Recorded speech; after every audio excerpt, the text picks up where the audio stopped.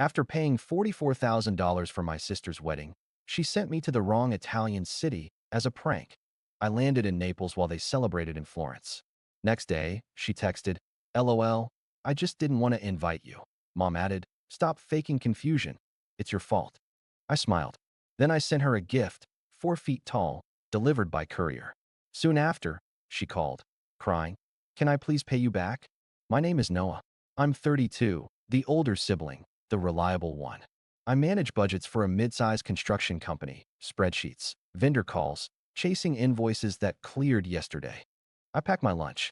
I iron shirts on Sundays. The fanciest thing I own is a coffee grinder I bought used. In my family, I'm the person who figures it out.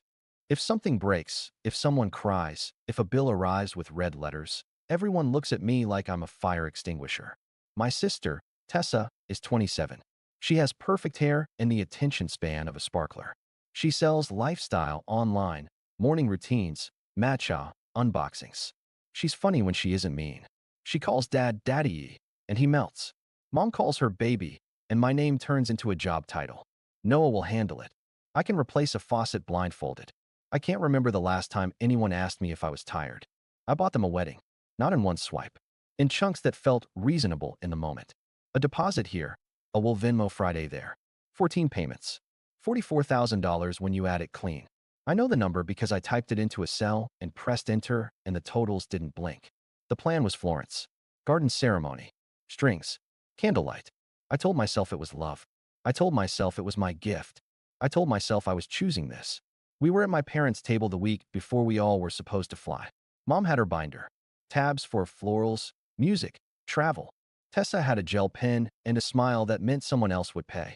Dad was in his chair at the head, the position he uses like a trophy. The room smelled like lemon cleaner and coffee. Okay, Mom said, tapping the travel tab. Italians are loose, so we must be precise. Print your boarding passes. No checking bags. Noah, your flight is in the email. You booked mine. I asked. Handled, she said, like that word settled everything. Tessa blew on her nails. Florence is chaos. We might route people through Naples and bus. It's prettier for vlogs. Naples is 5 hours from Florence, I said. She did the flinch laugh she does when someone ruins fun with facts. Relax, professor. Dad forked a grape and pointed it at me. Don't start with the negativity. You always think small. I looked at the email on my phone. Subject, Italy. Attachment, PDF boarding pass. Airport code, NAP. I opened my mouth. Tessa touched my arm and lowered her lashes like a curtain. It's a surprise route, she said. Trust me. That was the first nick. Not the money. Not yet. Just the way my name gets moved around like furniture. The way information turns slippery when I hold it. I told myself to breathe. I told myself not to ruin the vibe. I closed the email. Tessa popped a grape into her mouth and winked. You're going to love it, she said. I believed her because wanting to belong is a kind of gravity. I rinsed my cup. Mom kissed my cheek like a stamp on a document. Dad said, don't be difficult. We did the choreography we always do. I didn't know then that I would land in Naples while they lit candles in Florence. I didn't know then about the text that would come the next morning. I didn't know then what a 4-foot package can do to a family. I just knew I was the useful one. And useful people say yes. It didn't start with Italy. It started with birthdays and divvying up slices of cake. When I turned 10, I got a used Game Boy and a lecture about screens. When Tessa turned 10, she got a trampoline and an Instagram post from Mom that said, she deserves the world. When I brought home a report card, Dad said, solid. When Tessa brought home a participation ribbon, Dad said, star. Money had a script. If Tessa needed it, we found it. If I needed it, we learned a lesson. You can do hard things, Dad would say. Be a man.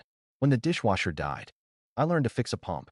When Tessa's phone cracked, we learned about same-day replacements. At 18, I worked nights at a warehouse and saved cash in envelopes with ink labels. Rent, groceries, car. The envelopes lived in an old shoebox taped shut with blue painter's tape. Once, when Tessa was between gigs, the tape was cut. Emergency, Mom said, touching my elbow like a nurse. We'll make it right. They made some of it right when things calmed down. Things never calmed down. By 24, my phone plan was a family plan with my card attached just for setup. The plan became a Vine. Lines got added like cousins. At one point, my bill listed 5 names and 1 credit card mine. I'd say, we need to switch back. And Mom would say, now isn't the time. If I pushed, Dad used the tone that dimmed my insides. Don't nickel and dime your sister. Tessa tried everything with confidence. A lash studio, a jewelry drop, a candle brand with rose-scented wax that ruined my kitchen for a month. Invest in me, she'd say. It's family. Loans became gifts. Gifts became expectations. I told myself I was lucky to be able to help. The Ledger app on my phone had numbers that looked like compassion and felt like exhaustion. When she got engaged to Leo, kind, shy, shoulders like a hanger, our house turned into a production set. Mom had a Pinterest board for each hour of the day. Dad had opinions about chairs. Tessa had a camera. The plan began small. Backyard, lights, tacos. Then the algorithm found her. Destination, she said, eyes shining. Tuscany. Vines. Bells. I could have said no right then. I didn't. I said, I'll cover the photographer. Then the band needed a deposit. Then the venue only holds dates with a wire. Then hair and makeup wanted travel fees early. We'll Venmo Friday, Mom said. I put a number in a cell, $3,000. Then $6,200. Then $18,000. I told myself I was holding the family together like epoxy. Numbers as memory. Venue deposit, Villa send something $18,000. Catering deposit, $9,500. Band deposit, $6,200. Photographer deposit, $2,900. Florist prepay, Mom hates cheap flowers for $1,100. Dress tailoring because emergency beating, $1,800. Hair/makeup travel fee, $620. Chair rental upgrade, the white ones squeak on video, $900.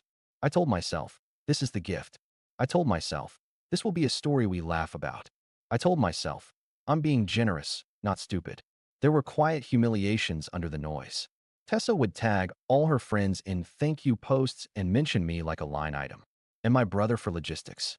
At dinner, Aunt Paula would say, Tessa's our dreamer. Noah's our spreadsheet. Mom told Leo's parents, we're covering the important stuff. I smiled so hard my jaw clicked. I tried to set a boundary. I'll stop at $44,000. I told Mom, like saying it made it real. After that, it's on you. She put her hand on my cheek. Honey, don't be crass. There were moments that should have woken me up. The day I found my passport moved a half-inch in the drawer. The night the iPad I used for the phone plan was on a different screen than I left it. The post-it near Mom's coffee cup with a code on it, and then a tear through the numbers. The way Tessa sent me Florence Hotel link, but the page wouldn't load unless you had the exact URL. I told myself I was paranoid. I told myself love looked like trust. The week before we flew, Mom insisted on handling flights because group booking saves money. I said I'd book my own, pay my own, keep it clean. She clucked. Don't be difficult, Noah. Tessa texted me a PDF boarding pass for Naples. Cheaper, she wrote. We'll bus. It's a vibe. I said, I'll just go straight to Florence. She wrote back, don't be weird. You'll mess the shuttle. I stared at the 3 letters. NAP. I Googled buses. I saw 5 hours 30 minutes and a transfer. I typed, is the wedding even near Naples? And deleted it. I told myself, stop ruining things. I downloaded the pass. The morning I left, Dad hugged me with one arm and said, don't be late like last time. Mom handed me a Ziploc with snacks. Tessa pecked the air near my cheek and said, see you soon. Like a joke, I wasn't in on. I rolled my carry-on to the Uber. The driver asked if I was excited. I said, so excited, and my voice did a thing I didn't recognize. Some part of me knew. Some part of me still wanted to be invited. The flight attendant said buongiorno, and I cried quietly to a plastic cup of soda. When the wheels hit Naples, I checked my phone for the shuttle information. The chat had 17 new photos. Candles. Vines. Tessa in a silk robe with her friends. No shuttle. No tag for me. Where's the bus from Naples? I texted. No reply. I stood near baggage claim and watched the carousel cough out suitcases. A child with a balloon laughed. A couple argued in English very softly. My stomach felt like I'd swallowed sand. 30 minutes later, a DM from Tessa with a heart emoji and a single word, soon. I found the bus kiosk. I bought a ticket. I told myself, it's a miscommunication. 5 hours and 1 snack of crackers later, I knew it wasn't. Naples Station at 10 p.m. smells like oil and sugar. People move like crosswalk lights, fast and in bursts.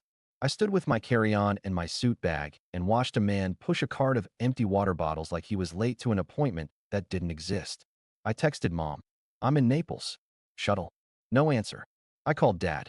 Straight to voicemail. I messaged Tessa again. What's the address for the villa? 3 dots. Then nothing. I tried Leo. He wrote back. Hey man. Asked Tessa. Translation, stay out of it. I bought an espresso from a window where the woman looked at me like I was a sigh. I sat on my bag and made a list on my notes app to keep my brain from spiraling. Bus to Florence. 5H? Train? Closed? It's late. Hotel near station. Euro? Am I an idiot? The next morning, my phone buzzed at 7:02 a.m. A message from Tessa, 2 photos, then text. Photo 1.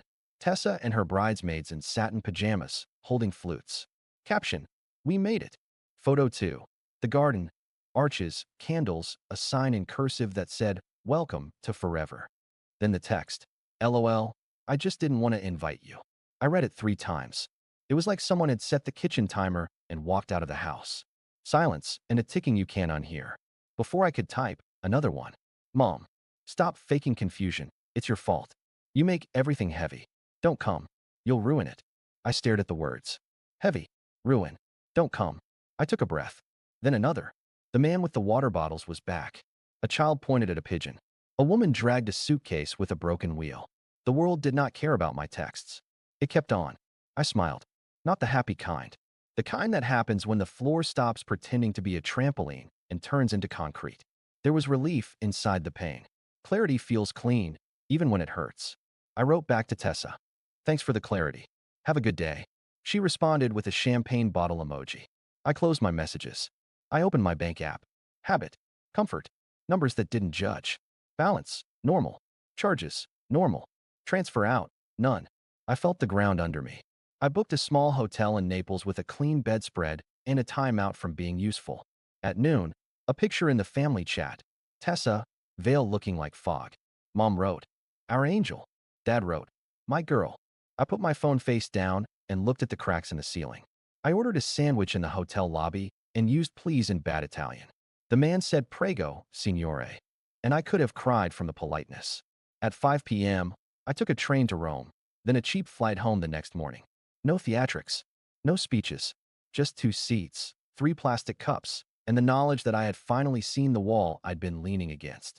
When I landed, I took a shower that felt like being rinsed of something that never belonged to me. I made coffee. I put my phone on Do Not Disturb. I opened a new email account, Noah.boundaries at. I opened a blank document and titled it 90 Days. Then I called a courier company. Do you do specialty deliveries? I asked.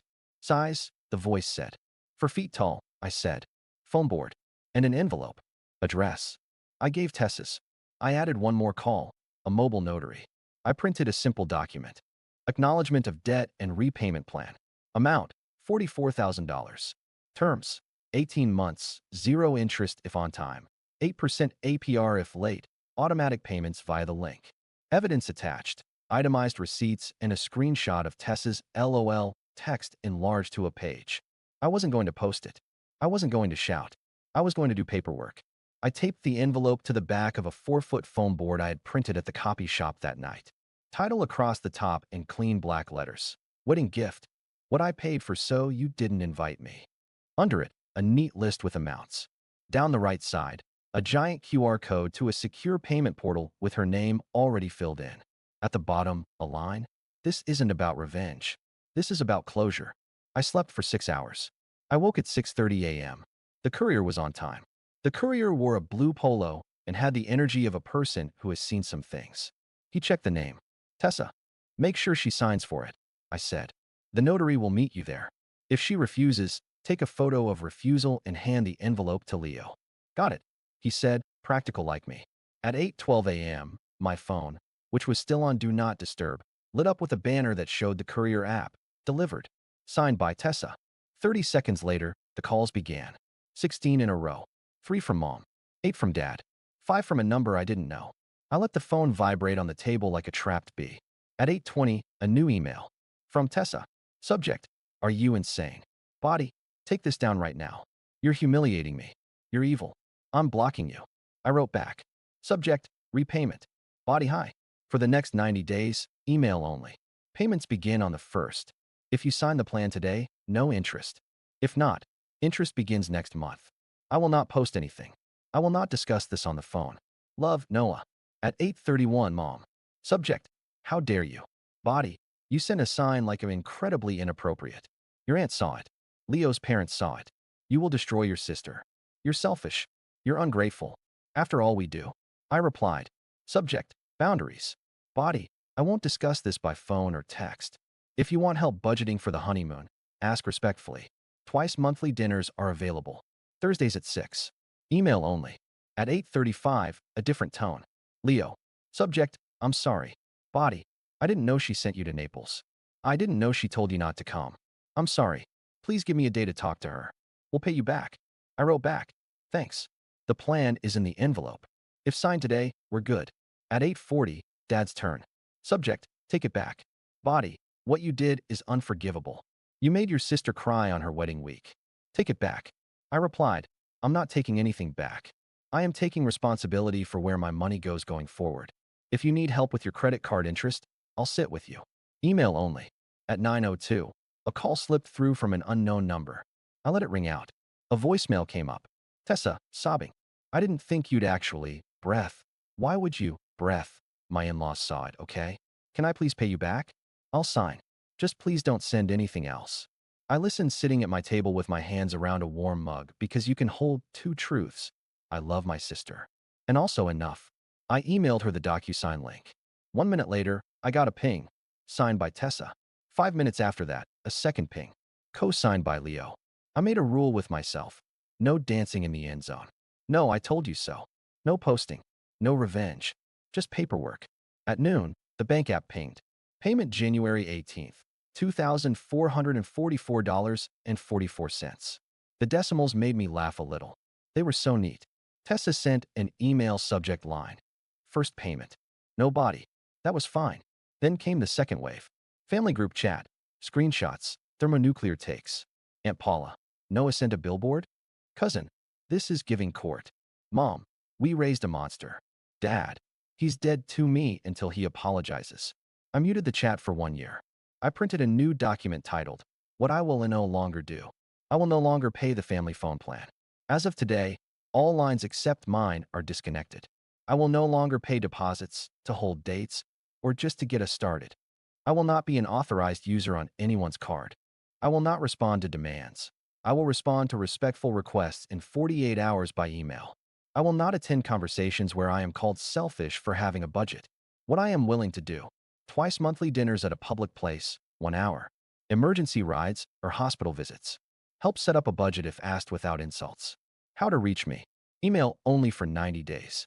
I printed it and put it in a manila folder. I dropped it at my parents' door. No note. They know how to read. That afternoon, I went to my bank in person. Remove all shared access, I said. The banker asked for my passcode. I gave her the new one, a sentence, not a date. I put a freeze on my credit. I set up alerts for charges over $1. I bought a fireproof envelope and put my passport in it because my life needed a lock, not an apology. The next day, Leo asked to meet. We sat at a coffee shop. He looked like someone who realized his house had a basement he'd never visited. I didn't know, he said. I believe you, I said. She told me she invited you, he said, staring at his hands. She said you said you'd swing by. She texted me, I just didn't want to invite you, I said. I kept my voice flat. We both looked at the table like it had answers. We'll pay, he said. I want to start our marriage clean. Good, I said. You have the plan. I'm sorry, he said again, like that was the only word he had. Thank you, I said. I hope you both have the wedding you want, not the performance. He smiled for the first time. Me too, he said. People will ask where the 4 feet went. It's in their foyer, leaning against a wall, because it's too large to ignore and too heavy to throw away in front of Leo's parents. I didn't deliver it to embarrass. I delivered it to make denial physically inconvenient. Over the next week, the machine tried me. Mom sent long emails with Bible verses and cutlery comparisons. Dad sent 2-word lines. Call me. Fix this. Tessa sent 3 dots, and then nothing. I answered once a day with the same 5 sentences. I love you. Email only. I'm not funding this wedding. Payments are between you and the portal. I'm available Thursday 6 to 7 p.m. at Rose's. Boundaries are dull. That's their strength. They don't feel like victory. They feel like routine. On the 3rd Thursday, Mom and Dad came to Rose's and sat in the red booth with their mouths turned down in unison. We talked about the weather, which is how you know people are adjusting. Dad said he got a bill from the dentist. I said I could help him call, and set up a plan. He said okay. Mom said the florist gave them a small credit because of distress. I said that was kind. We ate pasta. No one said helicopter. Tessa didn't come. She emailed the next day, subject, payment to. The portal pinged. I forwarded a receipt with, thank you. She sent a single period back. Progress. I started breathing like the air was mine. I cleaned my apartment. I shredded envelopes that were 10 years old. I put $300 in a category labeled Italy for me. Not revenge. A counterweight. On day 19, my phone rang at 2 a.m. the way phones ring when old rules are calling. I didn't answer. In the morning, I listened to the voicemail. Mom, your grandmother fell, she said, voice shaking. Hospital. I called back in 10 seconds. When it's an emergency, I show up. That's not for negotiation. That's for me. I drove them. I sat in a hard plastic chair. I filled out a form because forms calm me. I stayed until Grandma stabilized. Dad squeezed my shoulder, a simple press. Thanks, he said. No lecture. No be a man. Just thanks. It stuck. The wedding happened a month later. Smaller. Pretty. No helicopter, obviously. They sent a photo, Tessa and Leo under a tree with tea lights. Tessa wasn't tagged. Mom didn't caption with "we did it." The picture looked like people, not a campaign. I looked at it and didn't feel angry. I felt like I had finally delegated my place in their story to its rightful size. Payment 3 came. Payment 4. I auto-transferred them into Italy for me. I booked myself a small trip for the winter. 3 days in Florence, 2 in Naples on purpose, because I believe in fixing names that got misused. I didn't send anyone my itinerary. 2 months later, Tessa asked to meet. We picked a cafe with plants and quiet music. She arrived in sunglasses like she was hiding from an old version of herself. She started without a script. I was cruel, she said. I thought it was funny. I thought. She looked at the table. I thought you'd still pay and show up to clean it. I did pay, I said. I didn't show up. She laughed once, sharp. Then she got serious. I'm ashamed, she said. You're paying it back, I said. That's how shame turns into an action. She nodded. Leo said we grow up now, she said. I didn't like that. Then I did. We sat in a silence that wasn't a fight. She picked at a napkin. Do you hate me? She asked. I love you, I said. I hate what you did. She took a breath. I'm going to finish paying early, she said. I'm selling the camera lights. I don't need lights for my life. Good, I said. She pushed her sunglasses up on her head. Mom says you're dramatic. I'm calm, I said. Calm looks dramatic to people who are used to you drowning with them. We both smiled. She reached into her bag and pulled out a small envelope.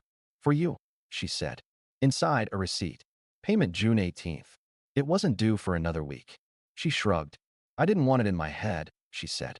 Also, she hesitated. I changed my phone line. It's on my card now.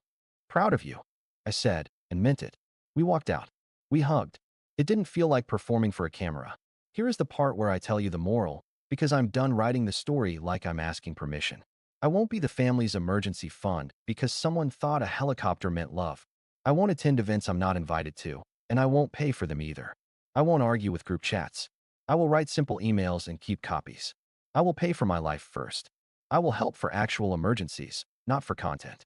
I will meet twice a month and split the check.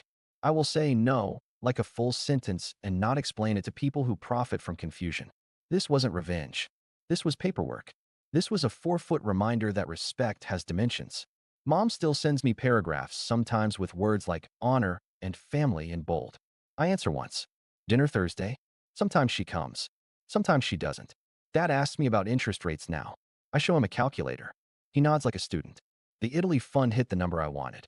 I booked Florence for February. I booked Naples too, on purpose. I'll eat a sandwich at the station and watch the pigeons and not wait for a shuttle that isn't coming. I'll send a photo to myself. And if I'm tempted to feel guilty when my coffee is hot and the numbers add up, I'll remember the phone board leaning in their hallway and the first payment that pinged without a fight. I'll remember that love without a boundary is a leak you don't see until the floor is rotten. My life is not a venue. My wallet is not a vote. My yes means yes. My no means no. This isn't about revenge. This is about closure. And 4 feet of it was exactly the size I needed to see it.